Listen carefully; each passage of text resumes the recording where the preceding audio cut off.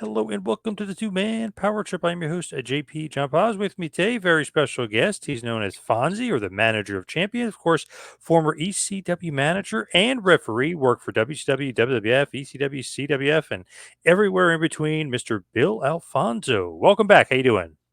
Thanks, John. Thanks for having me on your show again. Very cool, guys. Thank you so much. I'm excited to talk to your fans and let them know what's going on and what I'm going to be doing and what I've done in the past. Awesome. What do you got going on right now? What's going on in your world? Well, for some reason, uh, John, I'm still relevant to the business. It's because of ECW. It's not because that I refereed for 25 years for all the major companies and WrestleManias and Vince and Ted Turner, WCW, and Florida Championship Wrestling. And um, it's because of ECW. That's why I'm still working today. I'm relevant today because of Van Dam, Sabu, and Taz, and Paul Heyman, of course, bringing me in. Everybody remembers me from that. But the two wrestling fans knew that I refereed for years, and they want to know a little bit about it. So, which is pretty cool. So, I'm working for multiple different companies. I work for a company out of Cleveland, AIW. John Thorne runs it. Um, they run a few shows in Ohio, and I work for them once or twice a month, which is very cool for the last 4 years. I work for a company, CCW, out of South Florida, Coastal Championship Wrestling. They are doing fantastic. They run multiple shows in Florida monthly in the same buildings in the same cities a couple times, at least once a month, which is very cool for me because I live in Florida. I just signed a verbal contract with MLW. They want me to come in and manage Matthew. All these shows, I manage somebody. Uh, work with Matthew Justice, which I met and worked with in AIW out of Cleveland. So we've been a team for off and on for years, and they're running shows in Florida. They want me to be on them in Atlanta and so forth. So, and then I'm doing appearances and Comic Cons. I just came from Philadelphia WrestleMania weekend. I was with Van Dam, Sabu, Sandman, Todd Gordon, and Raven, Francine, franchise, so many other people. It was very cool to work that WrestleCon, which was freaking fantastic. Uh, and appearances. So I'm staying. I'm almost working every weekend, man. It's crazy. Yeah, It's crazy that's awesome. in a good way. Yeah, that's awesome. Now, kind of before we get into anything else, I wanted to ask you because you mentioned you were a referee for many, many years. I wanted to ask you about the WCW New Japan Super Show over there in 1991. Kind of a cluster. If you think about what was going on with Flair and Fujinami, I mean, in the States, we think Flair's the champ. In Japan, they think Fujinami's the champ. Kind of just take me back to the Super Show in 1991. Well, I wasn't working for WCW yet. The small territories. I was working for Florida Championship Wrestling with Eddie Graham and Dusty and Gordon Soley, and then the territory started folding up, and WCW took over and WWF took over. So I was out of a job for just a few months. So I get a phone call from Hiro Matsuda, who owned a little bit of Florida Championship Wrestling with Eddie Graham. And he was Japanese, Hiro Matsuda. If you look him up, was a big star back in the day. And he loved me for Africa. I was working with Eddie Graham and Dusty for years and learned the business really well. And he called me up and said, "Hey, Fonzie, we're having this big joint show." Because he would get guys booked in Japan, and then he would get the Japanese guys booked in the United States. He lived in Tampa, Hiro Matsuda, where the Florida office was. And Fonzie, we want you to fly to Japan and be involved in this joint show, first joint show ever. Um, and I said, "Of course, yeah, great." And I ended up getting a full time job out of the deal. Dusty hired me on the spot after the match, and got a big contract with Ted Turner. And six-figure contract was very fucking cool. Uh, so we all flew over. We all flew over. I got pictures right in front of me. I wanted to show you, but since we're on audio, can't show them to you. But uh, it was very cool. And I said, damn, they want me to do. I thought they wanted me just to do the main event, but I ended up doing a couple of matches. Giant Gonzalez's match. Damn, who did he wrestle? I think he wrestled. The Damn it! big cat, Curtis Hughes. Oh yeah, Curtis Hughes, and they end up after Giant Gonzalez beat Curtis Hughes, and there's always 10, 12, 15 photographers at ringside in Japan at big matches, and it was at this match. It was in the Tokyo Dome, 65,000 people. It was a big event, and after the 1, 2, 3, and he beat Curtis Hughes, I got his hand up and I jumped up on the second rope and got him in the turnbuckle with me. And I got his hand up and they started taking pictures of it, which is pretty cool. And he started to walk away. I said, Giant, stay here. So I stayed there. We posed for 20 or 30 pictures, but they're all, and we ended up making the cover of the magazine the next freaking day or the next few days later. It was pretty cool. So we did that. And then I did the main event. And it was just a little controversy, which is basically a lot of Flair's matches were controversy. Flair came into the Florida territory and worked the loop and worked with our top baby face or whoever. And usually it was Barry Windham or Magnum TA or something. And they'd have a controversial finish, over the top rope, then get pinned and the belt doesn't change hands and so on and so on. So it wasn't really any big difference in the main event in Tokyo, Fujinami and Flair, which I was the referee. I took a bump. Down I go. I think I took a bump outside onto the floor, and here comes the Japanese referee to finish the match. And they finished like a couple of minutes after I got bumped. And Fujinami tossed Flair over the top rope, and I saw it. I'm on the floor selling my bump, and I saw. So that was the DQ right there. So, but the match continued because I wasn't able to get up and say nothing because I was selling my bump. And so the other Hattori was the referee. So Hattori finished the match, and they counted 1, 2, 3, and they beat Flair. But it was already a DQ in my eyes. This is what the office wanted. It's a work. So there was a little controversial finish. So we changed. I kind of pantomimed what happened out there, and then we explained it to the press and to the Japanese people backstage on TV and shit. Hey, it was a disqualification because Fujinami threw Flair over the top rope and so on and so on. So the belt doesn't change hands.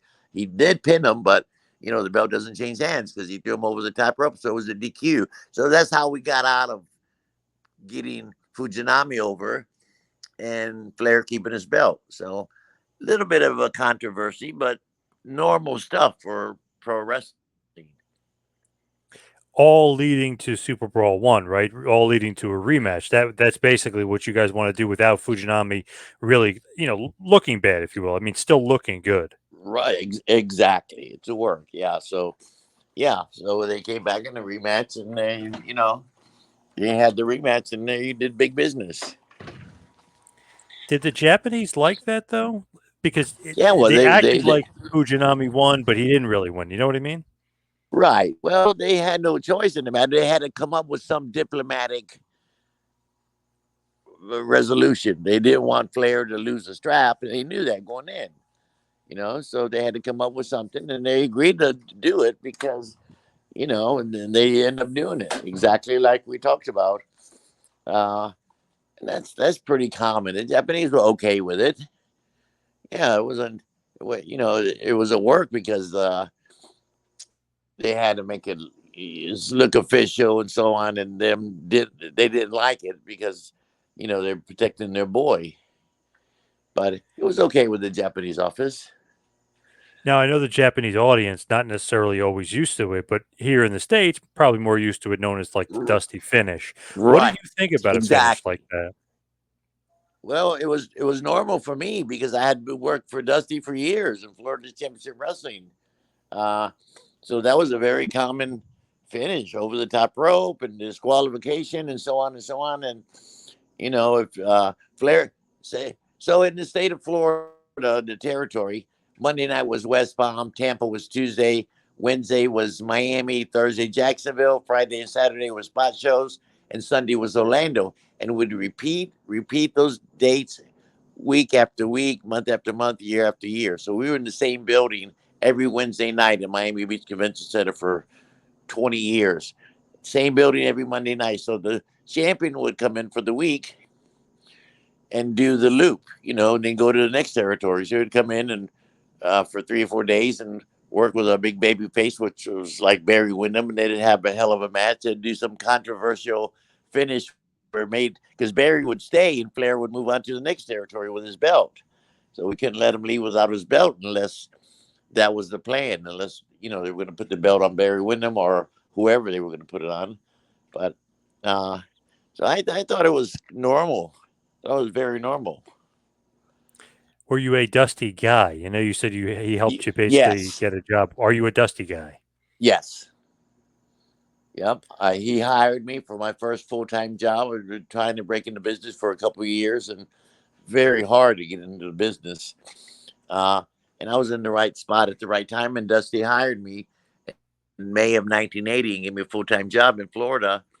And then he brought me to WCW, and from there I went to WW. I stayed at WCW for a while, and then went to Vince and did the WrestleMania. I just missed WrestleMania um, 8, did WrestleMania 9 at Caesar's Palace, and stayed to right before WrestleMania 10.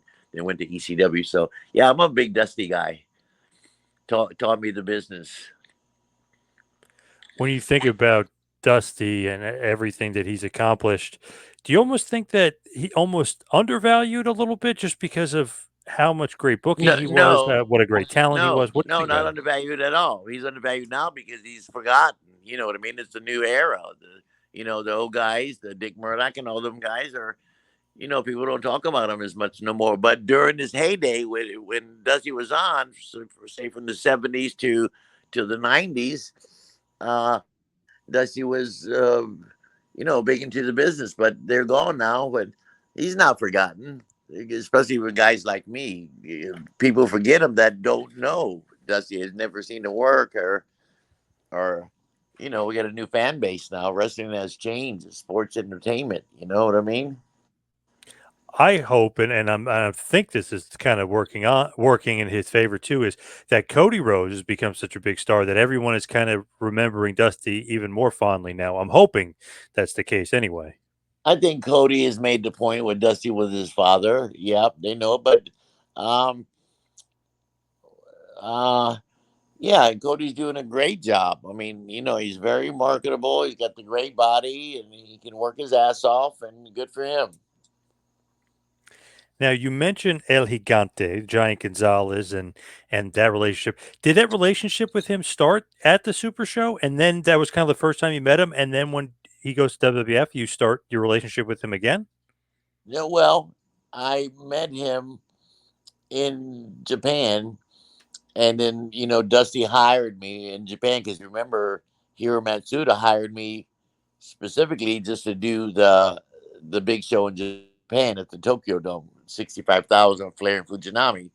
But I did a great job, and uh, um, Dusty said, "Fonzie, I'm going to make it happen for you, baby. I'm going to have Jody call you, Jody Hamilton, the masked assassin, Nick Patrick's dad. He was like the assistant up there in WCW. He said, I'm going to have Jody call you, baby. You're going to come work for me in WCW. I'm going to get you a good contract." I said, "Okay, Dusty, thank you." And fucking 3 days later, Jody Hamilton called me and says, when can you start? Dusty wants you to start right away. So I started, in WCW. And the Giant Gonzalez just had started too, basically. He hadn't been there just a few months.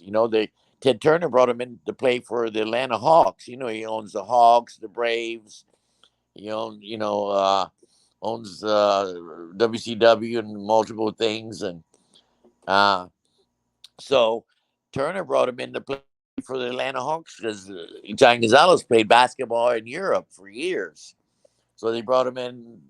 Scott went over there and saw Giant Gonzalez and said, "Oh, we want to bring you in to play for the Hawks." So when he got here in Atlanta, he had been playing for years already, Giant Gonzalez. And they don't live long. The the Giant used to tell me all the time. He says, Fonzie, you know I'm going to die young like Andre, and the Giants don't live long. And I said, fuck, it used to break my heart when you tell me that, but it's true. Uh, but his knees were starting to give him problems, so he couldn't play in the NBA and give him 100% for longer than a few minutes. So they didn't want him, and Turner said, "Well, we can't use you for play for the Atlanta Hawks because you can't. Your knees are already giving out." So he said, "Don't worry, Gonzalez. I own this company called WCW. It's wrestling." And Giant Gonzalez said, "Wrestling? What's that?" He had never heard anything about it. He said, "Don't worry, we're training you." So they trained him for a while, and then they brought him in. But at the same time, they brought me in, and he needed a personal assistant to get around the world. He couldn't drive a car; it's too big.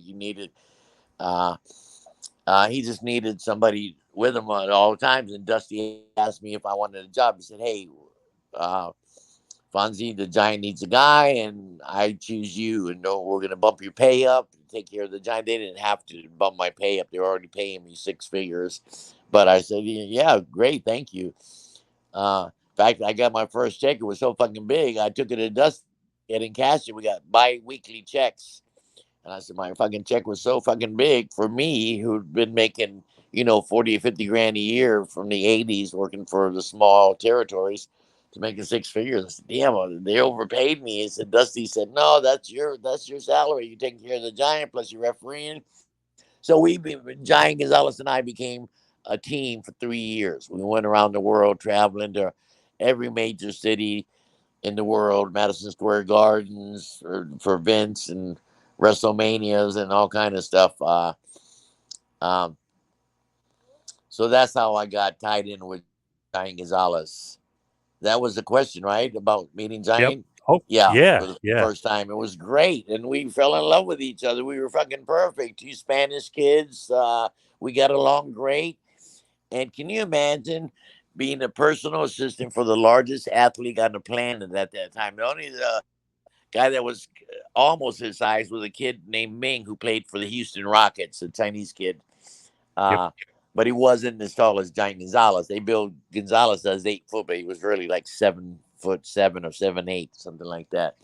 But man, all the perks we got from me being a Giants personal assistant. I mean, we did Baywatch. We were on Hulk Hogan's TV series Thunder in Paradise. Remember that for a couple of years? Yes. Love that show. We Yep. we were on that. Uh, we did all kind of appearances, and it was very cool. So I had an unusual spot with Gonzalez, and we got along real good. And he ended up leaving. We were in WWF, and he had to leave because his health started giving out. His body was starting to give out a little bit. His knees were not functioning well. He became diabetic and stuff. And he said, "I'm going home, Fonzie." And then when he went home, and he died a couple of years later. God bless him. Man, and that outfit is is so memorable. I know it's not exactly what they wanted as far as the Giant Gonzalez attire, but man, that is so memorable. Right? They made him look like a freak, and he Yeah. was kind of a freak. And you know, I look back at some of that stuff and say, put myself in the Giants' shoes, but he enjoyed it. Plus, he made big money. My God, he made huge money. He saved a lot of it. And he was real frugal with his money because, uh, uh, not stingy at all, but he just cared about his money and took care of his money. So when he left, he was in WCW. We were in WCW for 2 years, I think, and then went to Vince for another year. So he probably saved $1 million in those 3 years after expenses and stuff. Went back to Argentina with $1 million. It was like $10 million here. Argentina was a little uh, less expensive. Um, so that was my deal with Giant Gonzalez, man. I had a freaking fantastic time with him, Now, completely changing and the gears. women loved him. My God, and Oh, nice. not just like the girls that went to the matches, like you call them arena girls or whatever. No, I mean, we'd go to the mall, we'd have housewives that are complete strangers following us around because he was a good looking kid. He was just tall, but he was a Spanish kid, tall, kind of reasonably good looking, and could talk, man. The women were very curious. So he dated quite a few of them. It was pretty cool. But okay, that's enough about Giant Gonzalez. I really enjoyed being with him, man. It was the time of my life for 3 years. I had a great time with him. Thanks, Giant Gonzalez. Yeah, definitely. Actually, before I change gears, was he supposed to be like a Sasquatch? What was the gimmick actually supposed to be? Because I know I talked to Tom Fleming, who kind of did the artwork for the original, and it's not exactly like the character wasn't exact to how they wanted it per se, and maybe Vince changed it. So was it supposed to be a Sasquatch, or what was he supposed to be? Kind of, they want him to be a giant from their. I don't know about the Sasquatch, but put the fur on him. They wanted to make him look unusual and kind of monstery, and they accomplished that to a certain degree. Now, was it true that you actually got into a plane crash with superstar Billy Graham? Is that a factual story? Well, we didn't get. We almost got in a plane crash. What happened was on Wednesdays we would do TV in the morning in Tampa at the wrestling office. The studio TV every Wednesday, and then after TV we would drive to Miami, which was 270 miles, do the show, and drive back to Tampa that night. And I drove 90% of the time. And once in a while, well, the big main events would fly. Kevin Sullivan, Dusty, all the guys that were making bigger money. I couldn't afford to fly, because it was $100 versus $20 in the car. Remember, gas was 89 cents back then or whatever. But uh, so once in a while, somebody would say, "Hey, Fonzie, there's a spot on the plane for you. We'll give you a special deal. You can jump in with us and fly to Miami and fly back with us." And I said, "Hell yeah!" Instead of driving, 4 hours down and 4 hours back. So anytime that would happen, I would jump in with them. So uh, Kevin Sullivan called me and says, "Fonzie, there's a spot in the plane. Somebody's not going. So it's to be me, be Kevin Sullivan, superstar Billy Graham, Sir Oliver Humperdinck, Ron Bass, and Fonzie in a plane." It was a twin engine, like Beechcraft, a small plane that held, so much weight. And these guys were all huge. Superstar was 280, and Ron Bass was almost 300 pounds. Kevin was 250. Humperdinck was 300 pounds. Everybody was big. So the plane was kind of overweight already. But the pilot said, "No problem." So I jumped on the plane and we took off. And the takeoff of an airplane is the most important and most critical uh, spot, in your trip, the takeoff. So we took off and we're headed, trying to reach higher altitude. And one of the, I think it was the right motor, starts sputtering. And every time it sputtered, the whole plane would turn sideways. And, then the motor would come back, stop sputtering, and the plane would straighten out. It did that a couple of times. And then you see the pilot start touching all the knobs and radio in and said, tower, this is plane 72. We got an emergency. We're having trouble. We're going to make a emergency landing. So he tried to bank, turn the plane around and to land because he was scared the motor was going to cut out and we were all overweight. We would fucking crash, man. So that's what happened. So the motor kept on sputtering every minute or two. We were already like 15 minutes out of Tampa when the plane started sputtering. So we were go sideways 4 or 5 times. We made the bank and we look.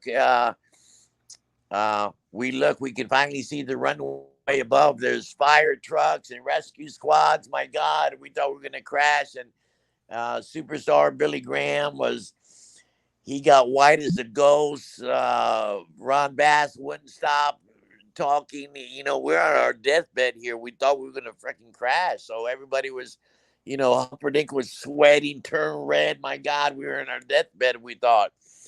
And it was crazy. And as we got almost to the runway, uh, and the freaking motor stopped completely, and we turned sideways, and somehow we fucking bounced on the runway and didn't crash. And my God, we all got out and kissed the ground. We said, we jumped on Eastern Airline and flew down, but man, we thought we were dead. We thought we were dead, and it was an amazing thing to be in with these big guys. It was crazy. It was absolutely crazy that we didn't fucking crash. And we just made, if we would have kept going and the pilot would have kept going and tried to, adjust the carburetor or whatever during the, we wouldn't have made it. We would have been dead for sure. Thank God he made that big bank and did an emergency landing, because I mean the plane literally conked out like 30 seconds before we hit the runway. And if it would have been any longer, we would have lost. We would have crashed and had a serious. Probably all of us would have died, but it was pretty cool. Now we can talk about it. Yeah, back then, my God, it's so scary. Jesus. Yeah, and we all said we'd never get on that plane again. My God! So the fucking pilot calls us the next week and says, "Hey, it was just something in the carburetor. We fixed it, and we jumped on the same plane and went again. It was just something in the carburation system, but Wow, I would have been it's scared to go back on it's that plane. yeah, Yeah. I was, and plus I wasn't a frequent flyer with those guys. They'd only use me on occasions because I wasn't the main event, or I couldn't afford it. I drove down with the guys like Scott McGee and all the middle guys and stuff. Only the main event guys were flying those planes. Man, scary, scary stuff. And there was so much talent on that plane, too. It would have been devastating to the territory if something would have happened. Jeez. Yeah, superstar Billy Graham, Kevin Sullivan. He was one of the big heels here, working against Dusty for years. Sir Oliver Humperdinck, big manager. Cowboy Ron Bass was a big star. And me, referee. Yes, of course. The most valuable of the flight, right? Yes. Now, there's another crazy story about Florida. I don't know if it's true or not. And I recently talked to Steve Kern, but didn't get the whole story. So, is it true that Barry Windham is innocently getting shot in the leg via Steve Kern right before he's got to face Harley Race? What's the true story behind that? Well, you remember I told you West Palm was Monday, Tampa Tuesday, Yep. Miami Wednesday. So they were on their way to Miami, driving down. Steve Kern, Barry Windham, probably Mike Rotundo, and whoever was in the car. And so we'd stop like in the Everglades. We'd drive across Alligator Alley. Everybody was making money, and we were buying toys, fuzzbusters, big cell phones. The cell phones were the size of a shoebox back then. Uh, Guns and toys and shit. So Steve just bought this new fucking 9mm pistol, and they all had guns, so they wanted to stop and shoot it. Shoot it in the water or shoot whatever. Just get out of the car, take a break for 15 minutes, and shoot the guns. So Steve Kern says, "Hey, you see that sign over there? I'm gonna shoot the sign." And uh, I said, "Oh, anybody could hit that sign. It's huge." He says, "No, I'm gonna hit the pole that's holding the sign up." It was like a stop sign or whatever. So he aims, shoots the gun, the bullet hits the pole and ricochets off and hits Barry. Hits Barry in the leg. Down goes Barry. Now we could see down goes Barry, got shot by 9mm, not full strength, because remember it hit the pole and ricocheted off. So it was going, like 50% less power or whatever, loss of his power. And we could see the actual bullet in his leg. So it didn't go deep in his. So about that time when Barry got shot, Dusty calls because we're running late. He says, "Hey, Dusty said, hey, where you guys at? We got this big cell phone. It's size of a shoebox with a huge battery and shit." He said, "Oh, Barry just got shot. And how bad is it?" He said, "Well, we can see the bullet." He says, "Well, dig the bullet out, tape him up, and get him to the show." And he wrestled Harley Race that night for 60-minute Broadway time limit. And then they took him to the hospital and fixed him up. But that's a true story. Yep, Barry got shot in the leg before he had to wrestle Harley Race for 60 minutes and did it. Wow. Yeah, it was pretty cool. Is that a normal occurrence? Guys just taking out the guns and fooling around and Yeah, shooting well, everybody? we're on the road 7 days a week. Traveling. West Palm was 200 miles there. 200. Everybody was based out of Tampa. We all had our guys we'd ride with.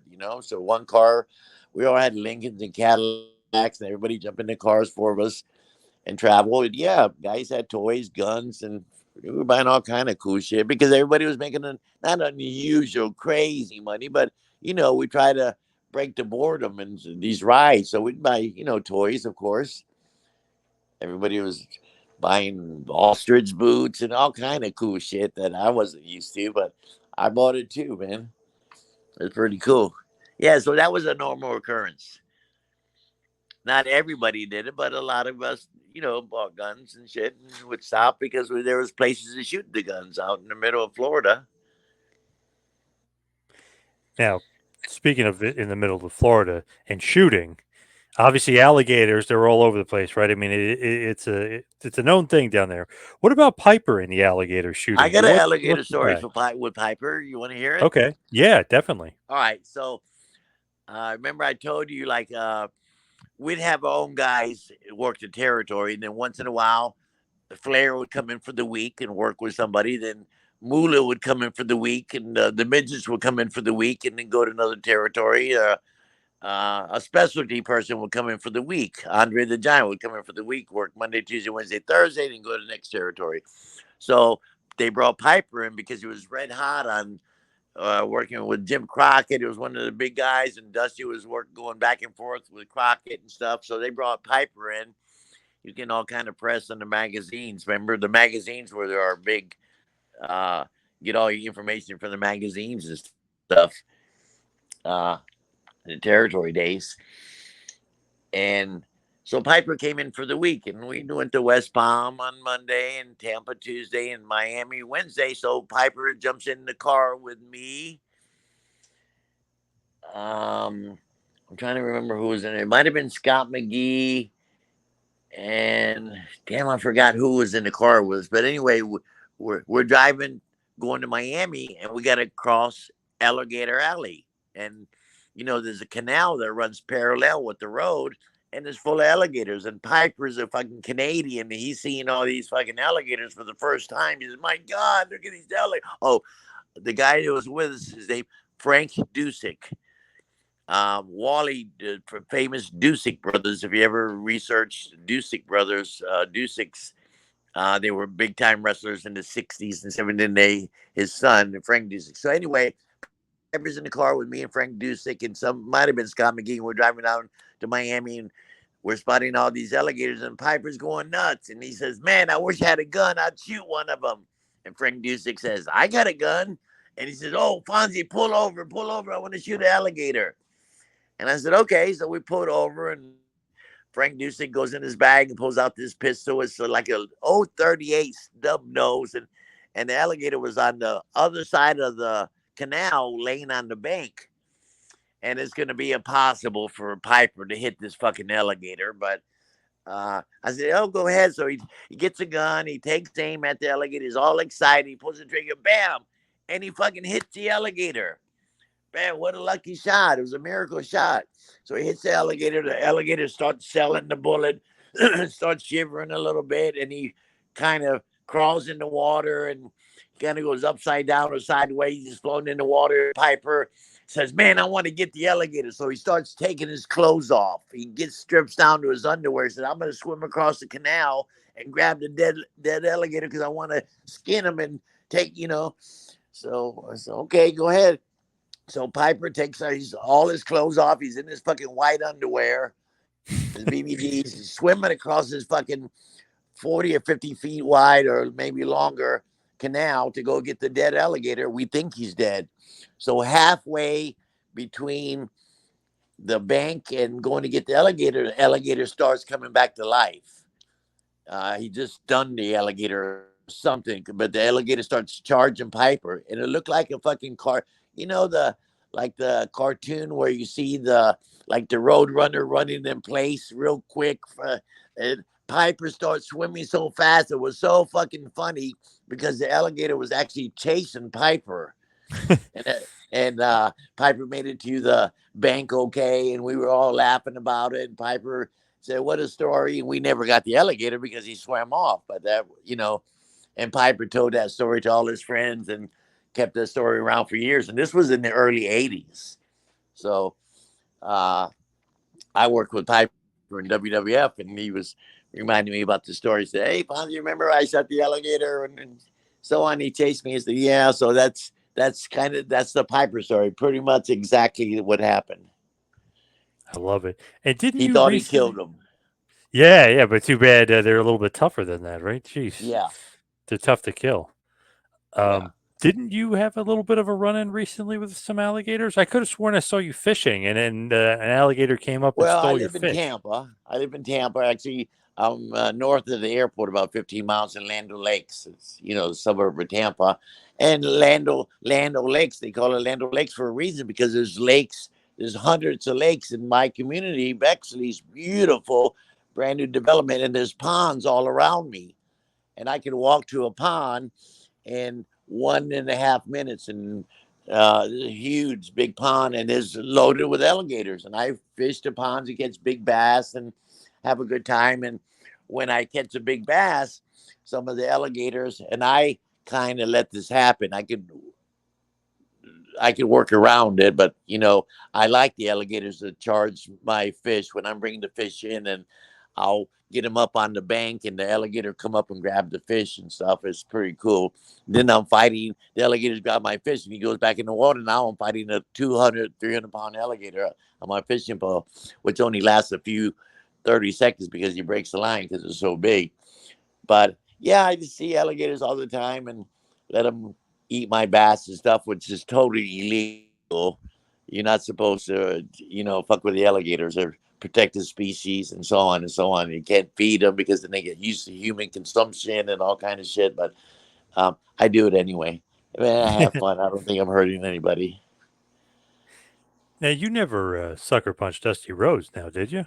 I did. I did sucker punch Dusty. So what happened was, you remember I told you about the flights that the main events guys would fly to Miami. I couldn't afford to fly. I was the referee making, $800 a week. And the main event guys were making 3 or 4 or 5 times that. So there was a spot on the airplane. Dusty said, "Hey, Fonzie, jump in with us. It's your lucky day. You don't have to pay nothing. There's a little spot on for you." I said, "Okay." So as somebody dropped me off at the airport, we all met. We all jumped in the plane and flew down to Miami. And after the show, we went back to the airport, jumped on the private plane, and flew back to Tampa. And they were ribbing me. So it was Blackjack Mulligan, Dusty, and all the big main event guys. I forgot who else. And they thought it would be funny to give me shots. They were drinking Jack Daniels, and they were trying to get me drunk, and they did.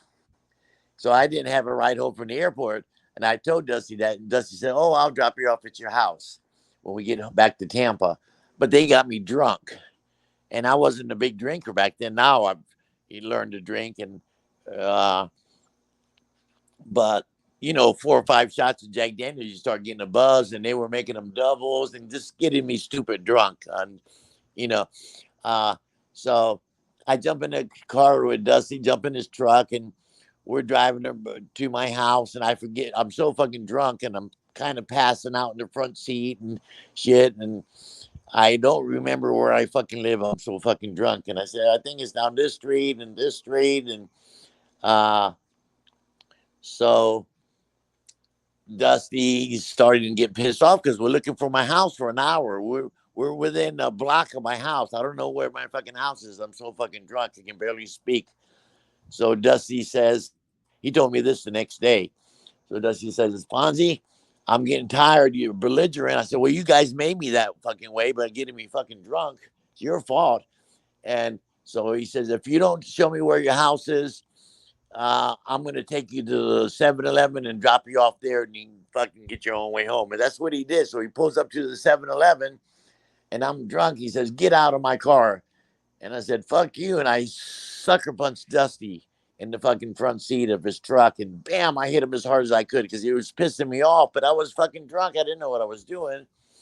And he threw my bag out. And the 7-Eleven people called the police. And the police came and took me home. They found my house or something. And uh, that's how I sucker punched Dusty. I didn't get in no trouble or anything. But Dusty laughed it off because he got me so drunk. And they thought the story was pretty funny. So no firing, obviously, from Oh it. no, no, no, no. Dusty loved me. I was his guy. I was Dusty's boy, man. Going to ECW, obviously, I think everybody remembers you specifically. I think they remember you for the whistle and being annoying, and obviously Sabu and RVD and Taz. How did you get into ECW? Well, to make a long story short, Paul Heyman was trying to break into business. I remember I was working in the state of Florida for Florida Championship Wrestling with Gordon Soley and Dusty and so on. And I ended up being assistant booker after a few years because I was that good. And Dusty trained me, and I was fucking, know how to manage fucking wrestling shows and stuff. I was really good at what I did because I learned from Dusty. Did whatever Dusty did, I cop mimic Dusty. So I was, a spin off of Dusty. Um, so Paul Heyman was trying to break into business. This was in the early 80s. He was a photographer, he was this, he was that. So he came to the state of Florida with a wrestler named Tombstone he was friends with, and was going to stay in the state of Florida and work the territory for a few months and then move on. So we all met and stuff, and he would be at the every night. He would be, in the dressing room and stuff. Paul Heyman, and we became friends and all that. So the guy he came with, Tombstone, was getting ready to leave the territory, and Paul Heyman came up to me, this who was the assistant booker, Fonzie, and said, "Hey, Fonzie, we're leaving in 2 weeks. You think there's any way that you would let me manage Tombstone for the last 2 weeks? He's working against Scott Hall, and Scott Hall would beat him, every night for the 2 weeks, and then the guy was leaving." And I said, and Paul Heyman was wearing a pair of Levi's that had holes in it, wear an old pair of Converse and a T-shirt. I said, "Well, I'd consider it, but you can't go to the ring like that, Paul, and manage them. You look." He said, "Don't worry, I'll get a suit and So Paul Heyman came to the ring for the 2 weeks, and he thanked me every night. He said, "Fonzie, thanks for letting me be the manager. And, it's my dream to be in the business and stuff." And he thanked me, and then he left. And then he became a big star. He went to AWA and WCW, and Paul Heyman became a big star. And we worked together in WCW and different places all over the world. So I was working for Vince McMahon in 93 and 94. And at the end of 94, I was one of the last referees that Vince hired. So the wrestling business was down a little bit. And Vince called me in his office and said, "Fonzie, I got news for you. We're going to have to let you go. But when the business picks back up, you're the last referee we hired. So you're the obvious one to let go. When business picks back up, we'll use you again. And if we ever run the state of Florida, which they did, we'll use you. We'll use you for different functions here and there. And hopefully we can bring you back." So I was out of a job. I said, "Fuck," I went home, but I enjoyed it. I had been working like 15 or 18 years, 20 years without fucking any time off. Florida Championship Wrestling, 7 days a week for months and years and years. WCW, you worked 7 to 10 days, you're home 3. And it keep going month after month after month. And I went to WWF and was working there, the same thing. You work 7 to 10 days and you're off 3. So I was working for the last 25 years or something. So I said, damn, I had money saved. My house is paid for. So I didn't think nothing of being let go. I said, let me enjoy my family and let me, relax for a minute. So I was off for about a month or two. So I get a phone call, and it's Paul Heyman. "Hey, Fonzie. Hey, Paul Heyman. Hey." We some bullshitted for a few minutes, and he became a big star. Paul Heyman, uh, Paulie Dangerously with his phone and all that shit. So he says, "Hey, Fonzie, you just left Vince's, and I have this company in Philadelphia called ECW." I said, "What the fuck's the ECW?" Because remember, I never worked for indie show, or I've worked for all the major companies on the planet, never an indie company or whatever. I never heard of ECW. So he explained it to me. He said, "Hey, this is hardcore company. We're extreme. We're doing this and we're doing that, and we're different." And he says, "Since you just left Vince's, where Vince wants the doctor, his wife, and the 2 kids at ringside. ECW's clientele was 89% male from the age of 19 to 32, hardcore. Uh, so they wanted me to come in my bow tie and my blue shirt and be anti ECW. So Paul Heyman said, we're going to bring you in for 4 weeks and you be anti ECW and stop the violence, try to change it to like Vince's sports family entertainment. And the people are going to hate you. And they ended up hating me. And then 911 or choke slam you, then you're done in 4 weeks. I said, okay, Paul Heyman, what's the pay? He says, we'll pay you X amount. I said, okay, great. Thank you so much. So they brought me in and the gimmick got over. I came in and Shane Douglas brought me in and I wanted to be anti ECW. So any side of blood, I'd disqualify somebody or stop the match, any chairs, anything hardcore.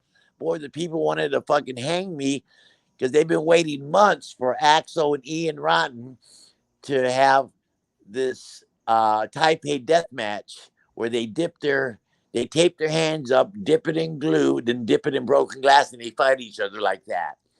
So I was a special referee for that match, and so the people have been waiting months for this match. They built it up to build it up to build it up to be the Taipei death match, and the first sign of blood is the first like minute and a half of the match. I stopped the match, disqualified. You can't. This match is stopped because the blood and so on. People wanted to fucking kill me. So we kept going, and finally 911 choke slammed me. The people were fucking happy as fuck, and Paul Heyman didn't expect my character to um, get so much heat. He says, Fonzie, we want to put you with Taz. We want you to manage Taz.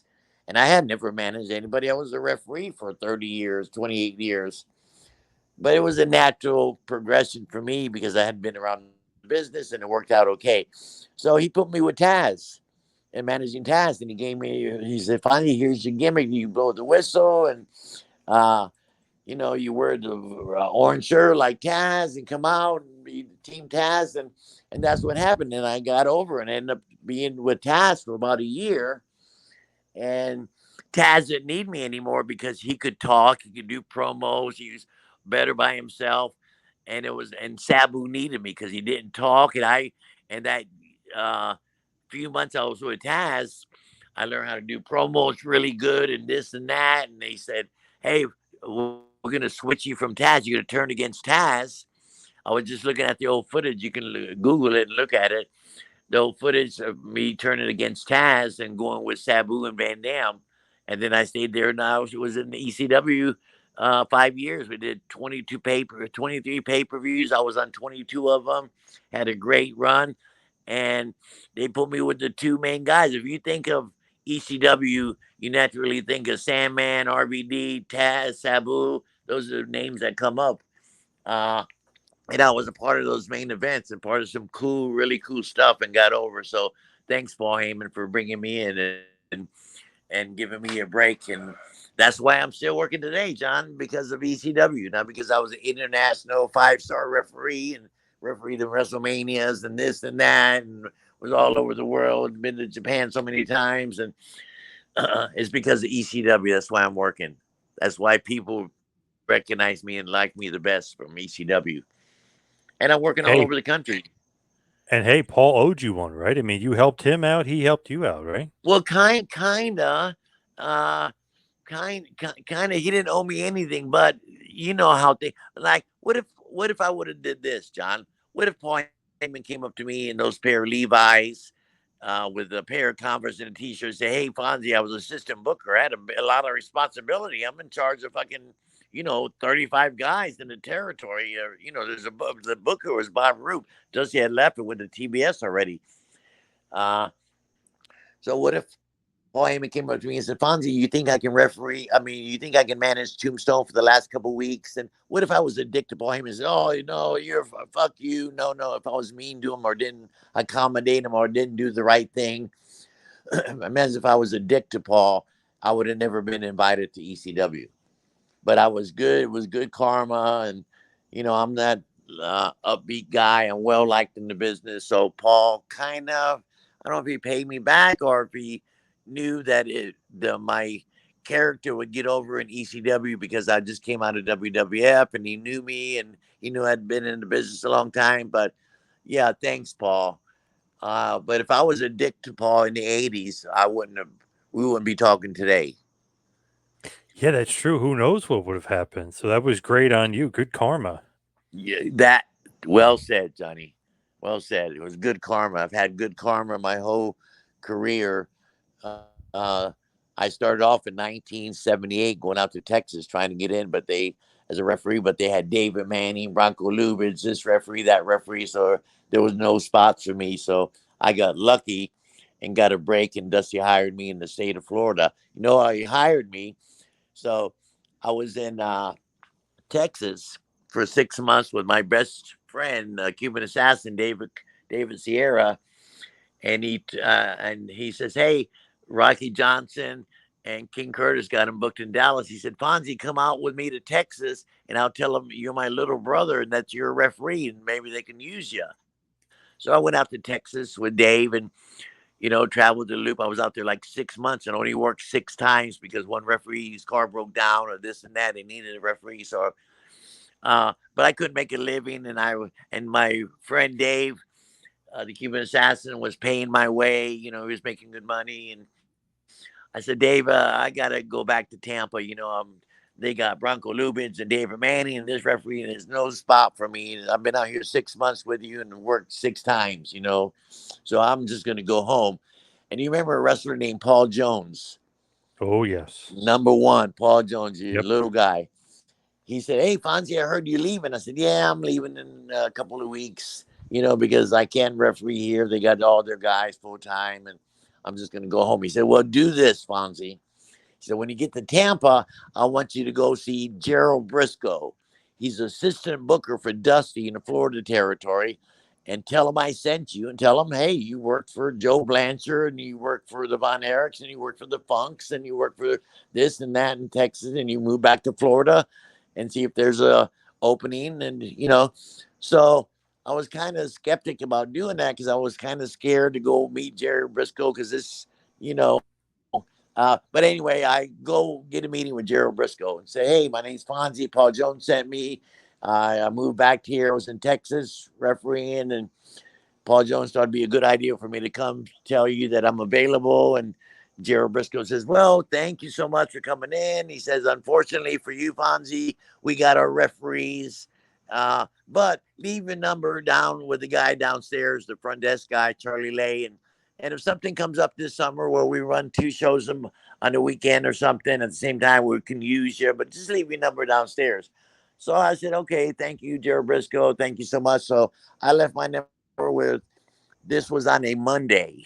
Oh, listen, remember, West Palm Beach was a Monday, Tampa Tuesday, Wednesday, Miami. So I went and had the meeting with Gerald Briscoe Monday morning at 10 o'clock and left my name and number and all that.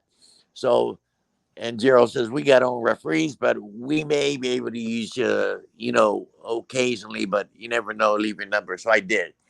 So so the full time referee that they had the 3 main events in the car with them, and they're going to a sellout show in West Palm Beach. And Dusty's the booker, and Dusty's in the main event. And I forgot the 3 main event guys the referee had in his car.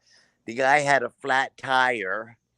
The referee had a flat tire with the 3 main events in the car at a sold out fucking show that they're on their way to. And he had no spare tire in his trunk. And he had the 3 main events. So that was a stupid thing to do. So they end up missing the show. The referee missed the show. The 3 main events missed the show. Dusty was pissed. He fired the guy that night. Fired the guy. Wow. And I get a phone call the next morning, Tuesday morning. It's the guy that I left my number with, Charlie Lay, at the Florida office, and says, "Hey, Bill Alfonso." I said, "Yes, sir." He said, "Charlie Lay from the Florida wrestling office. Said Dusty wants to know if you can work tonight at their armory in Tampa." I said, "Yes, sir. What time would you like me to be there?" He said, "7 o'clock, son. Show starts at 8." So I was there at 7 o'clock, and Dusty didn't tell me why they needed me. He didn't say it. I found out later how I got the job when the guy didn't have no spare tire and he fired him. I just assumed they needed an extra referee, and I worked that night, and I worked very well.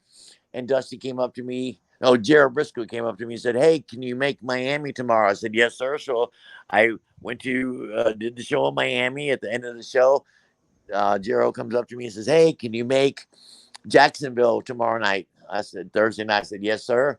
"Hey, can you make after Jacksonville? Can you make Ocala Friday night? Can you make this Saturday night? And can you make Orlando Sunday night?" But every night after the show, they asked me to come to the next show the next night. So finally, Sunday night in Orlando, Jared Briscoe, after the show, comes up to me and says, "Congratulations, you're full time with us. We like you and we need you." And I've been in the business ever since. I love it. That's Because awesome. the guy had the fucking no spare tire, the 3 minute. Yes. If the guy had a spare tire, we might not be talking today. Crazy. You know, Wow. it's strange how things work. I'll never forget that. That's how I broke it. That's how I got a job. Eventually, I was gonna get a job somewhere somehow, but man, I got lucked into that job. They needed a rep, and I had just went there the day before, and Dusty remembered and said, "Call Fonzie." Called the guy who came in, and they hired me. I love it. Now, as far as this interview, we'll head towards the wind down. We'll head towards the finish. Just one more Okay, question for you. yeah. Now, there was a fight Thanks for in a having me. parking I'm lot. enjoying. I'm Yeah. enjoying telling my stories. Some of this is interesting to your fans because it's backstage stuff that you guys don't hear. You No, guys hardly ever. see Yep. what you see on TV and you see this and that, but unless you read the dirt sheets and remember the kayfabe sheets back in the day, I don't even think Yes. they make them no more. But No. uh, even some of this stuff wouldn't be on the kayfabe dirt sheets and all that. But so yeah, actually, when I do a lot of podcasts, I've probably been doing one a month for freaking years, and I get a small talent fee for doing them, which is very kind of you guys because you got sponsors and stuff. You could afford it, and I enjoy doing them, and I get good reviews from your fans, from your followers who listen to your show. They might call and say, "Hey, oh, I like that Fonzie interview you guys did. It that was some pretty cool stuff about the plane crashes and the alligator stories and this and that." Uh, so pretty cool. So thanks for having me on. Yeah, definitely. One final question for you. Okay. There was an incident in Tampa in 2010. I wanted to get your side on it, and somebody actually sent this to me to get your side on it. I guess it was a parking lot brawl. What was this about? It was like almost like a little bit of a fight. I know it's on YouTube and it's out there, but what's your side of that story? I don't remember exactly what you're talking about. There's been so many incidences, So it's probably but about 2010, so it's probably about 14, 15 years ago, and it looked like you were getting in a fight over perhaps some money, a money issue in a parking lot in Tampa. was it with when I was with ECW?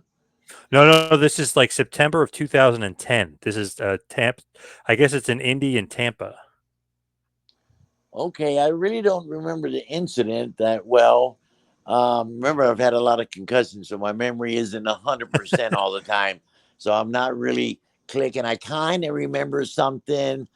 Um, I think you're talking about I fronted um, this guy. There was a friend of mine's friend, a good friend of mine, his friend. It was kind of a drug deal. I knew somebody who had dealt a lot of pot, and I wasn't a drug salesman or a dope seller or anything, but this guy was asking for this kind of not a large amount of pot, but 10 or 15 pounds. And I said, "Oh, I can, my buddy's got that." So I introduced him or something, and I was going to make a little cut off the deal. And somehow the guy left me out when he bought the $20,000 worth of pot, and I was supposed to make 1,000 or something. So I seen again that I didn't get my 1,000, something like that. So when I seen the guy in the parking lot or something, he came to a wrestling show, something like that. And I said, "Hey, brother, where's my, you kind of fucked me on my deal. I lined you guys up and you didn't." So we got in some type of argument. And I knew I was with a lot of the boys, and they don't let anybody, we all stick together, no matter if we're right or wrong, but it's better when you're right. So I was in the right, and the guy was being a dick, and he didn't know I was surrounded by a bunch of guys. I'll tell you another quick story after this one about the boys protecting each other. So the guy started getting mouthy or something, tried to push me around, and I think I slapped the fuck out of him, and he tried to beat me up, and my guys beat the fuck out of him, or something like that. Something like that.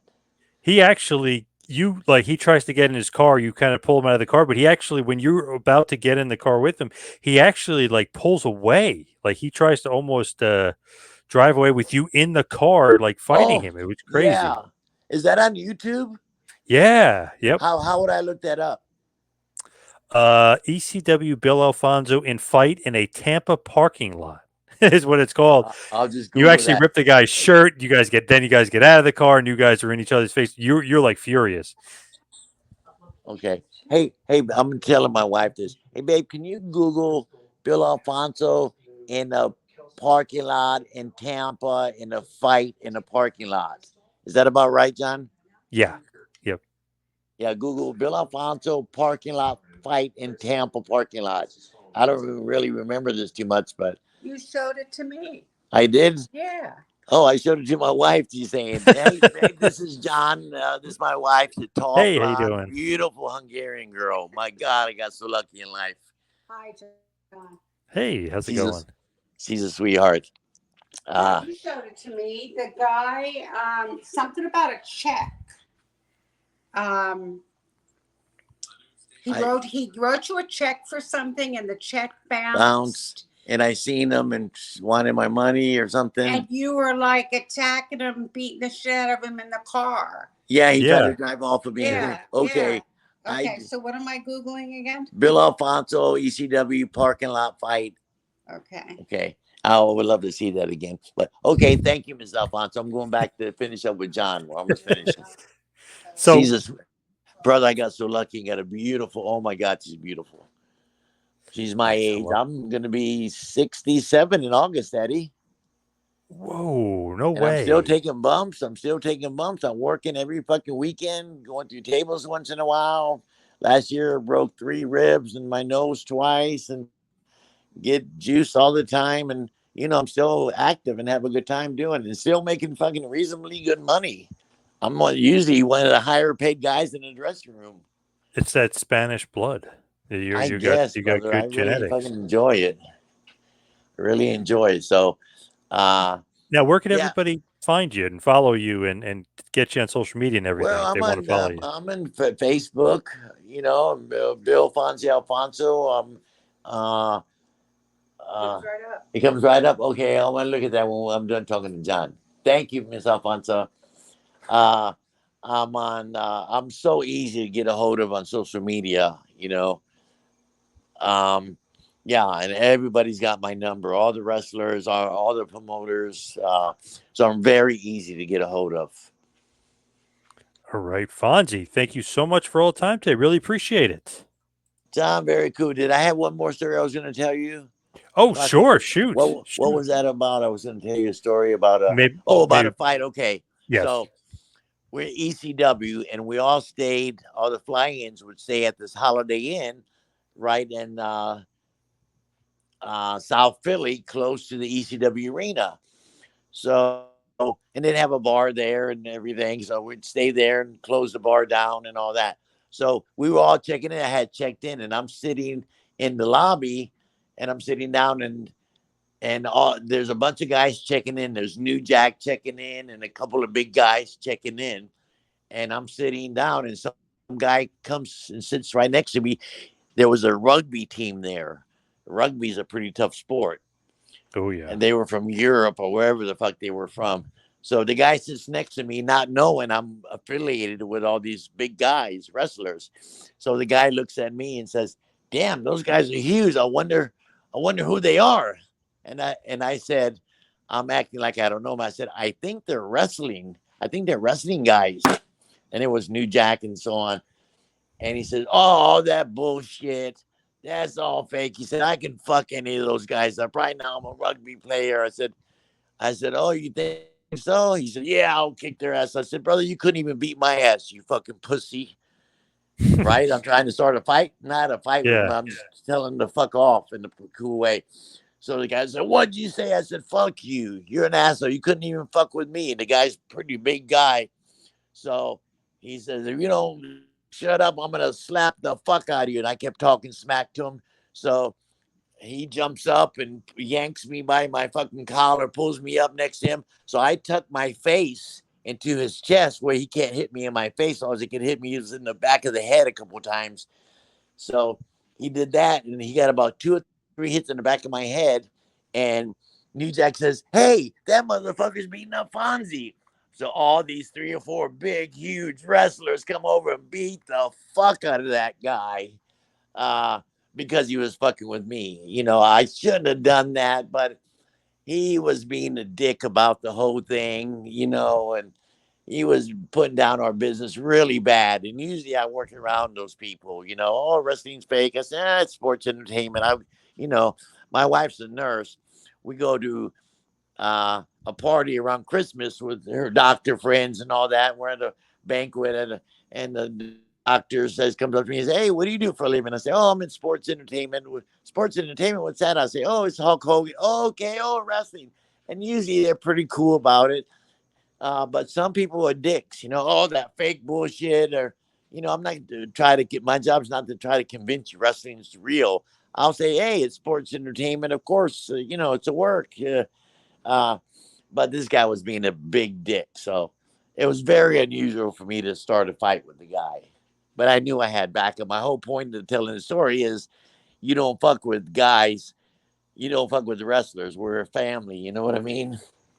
Oh yeah, especially not And those they beat ECW the guys. Yeah. fuck, yes, they beat the fuck out of this guy where he actually was crawling out of and he had his boys.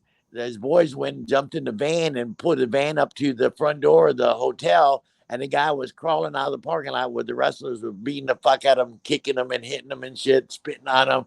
And the guy crawled into his fucking van and left. But I never forget New Jack yelling out, "Hey, that motherfucker's beating up Fonzie." And, it was pretty cool to get rescued like that. I knew it would happen, but I felt bad for the guy because they really beat the fuck out of him. But I back in the love it. day, before that, back in the day in the territory days of Florida, you protect the business. And, people don't know if it was a shoot or a work. You never admit it. But now, it's been so exposed. I don't fight for the business and try to make people think it's believable. It's a work. We're family entertain. We're entertainers. You know, I don't try to convince nobody that the sleeper is actually a sleeper hold.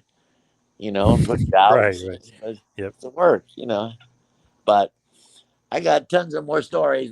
Maybe you guys have me next year, and I'll come up with some new stuff for you guys. Yes, I love it. Great idea. We'll have you back on. Thank you so much, Fonzie. Yeah, John, thanks for having me and thinking about me and stuff. And I hope I satisfied you with some of my ongoing ranting and raving about these stories. Yes. Awesome.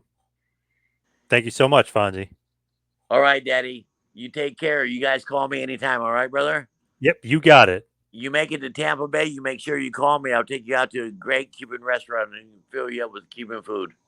Oh, nice. I'm going to run into you and Desperado Joe Gomez down there. I'm going to have to Oh, see you yeah. guys. I see Joe. We have a Legends lunch about every once or a month or every 2 months. We have a Legends lunch. We just had it. And Joe goes to the lunches. There's a lot of guys that are retired that live here, Steve Kern and all kind of guys. But Joe's one of the guys that I see. Awesome. I look forward to it, Fonzie. Thank you. All right, Daddy. You take care. Yep, you too. All right. Bye-bye.